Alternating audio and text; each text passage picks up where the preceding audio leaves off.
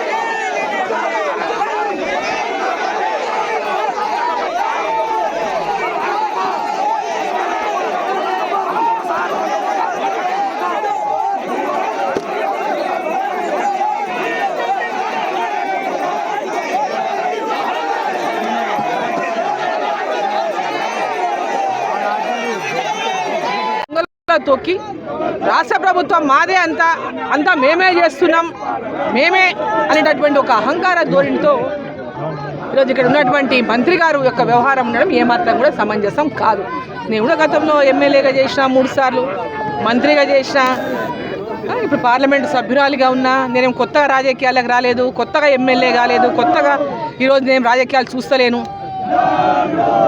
నాకు బాధ్యతలు తెలుసు, ఒకరికి ఇచ్చే గౌరవం గురించి తెలుసు, ప్రోటోకాల్ తెలుసు, ప్రివిలేజెస్ తెలుసు. అన్నీ తెలిసే నేను అందరినీ కలుపుకొని ఈ నియోజక పార్లమెంటులో అందరితో మమేకమై కలిసి ముందుకు పోవడానికి ప్రయత్నం చేస్తున్నాను. కానీ ఒకరిద్దరు ఎమ్మెల్యేలు కేంద్ర ప్రభుత్వం పేరు చెప్పకూడదంట, కేంద్ర ప్రభుత్వం నిధుల గురించి చెప్పకూడదంట, కేంద్ర ప్రభుత్వం ఇస్తుందని చెప్పకూడదంట, ఓన్లీ కాంగ్రెస్ ఇస్తేనే చెప్పాలంట. ఈరోజు వీళ్ళు ఇచ్చే ఇందిరమ్మ ఇండ్లు అని చెప్తున్నారు కదా, ఘనంగా గొప్పగా ఇందిరమ్మ ఇండ్లు మేము ఇస్తున్నాం. ఆ ఇండ్లకు పైసలు ఎవరు ఇస్తున్నారు? ఆ ఇండ్లకు పైసలు ఇస్తున్నది కూడా నరేంద్ర మోదీ గారి ప్రభుత్వం, కేంద్ర ప్రభుత్వం ఇస్తూ ఉంది. ఈరోజు ఇందిరమ్మ కాంగ్రెస్ ప్రాపర్టీ అధికారంలో ఉంది, ఇందిరమ్మ పేరు పెట్టుకున్నారు, మంచిగా పెట్టుకున్నారు. ఆమె కూడా ఒక ప్రధానమంత్రిగా ఈ దేశానికి ప్రధానమంత్రిగా పనిచేసింది, పెట్టుకున్నారు, మంచిగానే ఉంది. మరి పేద ప్రజలకు అందరికీ కూడా అర్హులైన వారికి అందరికీ ఇవ్వాలి కదా.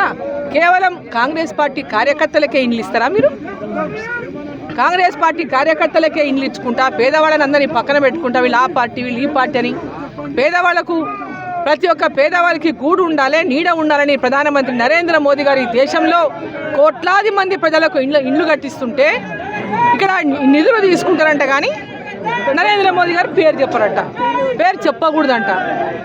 ఈరోజు వీళ్ళ ఎమ్మెల్యేల ఇండ్ల నుంచో, వీళ్ళ మంత్రుల ఇండ్ల నుంచో, లేదా ముఖ్యమంత్రి ఇండ్ల నుంచో, ఎక్కడి నుంచో ఈ నిధులు ఇస్తలేరనే విషయాన్ని వాళ్ళందరూ గ్రహించుకోవాలి. ఈ నిధులు ప్రజల నిధులు, ఈ నిధులకు ప్రజలకు పూర్తిగా హక్కు ఉంది. ప్రజాప్రతినిధులుగా వాటి గురించి అవగాహన ఉన్న ప్రతి ఒక్కరం కూడా వాటి గురించి ఎవరికి ఏవి దక్కాలో అవి దక్కించాల్సిన బాధ్యత కూడా మన పైన ఉంది. కానీ మేము అధికారంలో ఉన్నామని విర్రవీగడము, అధికారంలో ఉన్నాను విర్రవీగి మొత్తం మాదే అని చెప్పుకోవడము, ఇది ఏమాత్రం కూడా శోభనివ్వదు. నాయకులకు ఇది శోభనివ్వదు. ఈరోజు మన గుండాలను పంపించారు తాపి నిండా ఇక్కడికి, ఒర్లుతారు, ఎంతసేపు ఒర్లుతారు, మందు దిగేంత వరకు ఒర్లుతారు, ఆ మత్తు దిగేంత వరకు ఒర్లుతారు, ఒర్లి రాత్రి పోయి వాళ్ళ పండుకోవాల్సింది సైలెంట్గా. వాళ్ళని రెచ్చగొట్టి ఇక్కడ పంపిస్తే ఒరిగేది ఏముంది? ఇప్పుడు ఈ చెరువు పూజ, ఈ చెరువు నిధులు ఎవరివి? కేంద్ర ప్రభుత్వానివి. కేంద్ర ప్రభుత్వం నిధులున్న ప్రతి ఒక్క పథకంలో ఖచ్చితంగా నా పాత్ర ఉండవలసిందే, నాకు ప్రోటోకాల్ ఇవ్వవలసిందే, నా ప్రివిలేజెస్ నాకు ఉండవలసిందే, అది నా హక్కు. ఈ ప్రాంత పార్లమెంటు సభ్యురాలుగా నా హక్కు. కేంద్ర ప్రభుత్వ పథకాలన్నింటిలో కూడా ఖచ్చితంగా నా ప్రోటోకాల్ని అధికారులు పాటించాల్సిందే. అధికారులకు తెలియకపోతే మంత్రిగా ఉన్నటువంటి ఆయన చెప్పాల్సిందే. కానీ వాళ్ళే రెచ్చగొట్టి ఇట్లా తాపి పంపించి టెంకాయ కొట్టకూడదు. నేను శిలాఫలకం వేసేసిన కాబట్టి అరుణమ్మ చేస్తే ఆయనకు అవమానం అవుతుందంట. అంటే మాకు అవమానం కాలేదా? నన్ను పిలవకుండా నువ్వు నీ పేరు పెట్టుకుని నువ్వు టెంకాయ కొట్టినావు కదా శిలాఫలకానికి రాత్రి. అంటే ఒక పార్లమెంటు సభ్యురాల్ని, ఒక మహిళను నువ్వు అవమానించలేదా? ఒక మహిళనే కదా, ఏం చేస్తారు? ఇంతమంది గుండాలను పంపించడం నా మీకి, ఇంతమంది గుండాలను ఆమె వెళ్ళిపోతుందే కదా నువ్వు ధైర్యం చేసి పంపించినావు. ఈ సాంప్రదాయం ఎప్పుడైనా ఉందా మక్తల్ నియోజకవర్గంలో? ఇటువంటి సాంప్రదాయం మక్తల్ నియోజకవర్గంలో ఎప్పుడైనా ఉందా? గతంలో చిట్టెం నర్సిరెడ్డి ఎమ్మెల్యేగా ఉన్నాడు, గతంలో ఎల్లారెడ్డి గారు ఎమ్మెల్యేగా చేసిండు, మంత్రిగా చేసిండు. వారు ఏ పార్టీలోనైనా అభివృద్ధి కోసమే సమన్వయంతో పనిచేసింది. ఒకరినొకరు పర్సనల్గా కూడా ఎక్కడ వాళ్ళు విమర్శించుకోలేదు. ఈరోజు కొత్త సాంప్రదాయాన్ని ఈరోజు మక్తల్ నియోజకవర్గంలో చూస్తున్నాం. ఓ కొత్త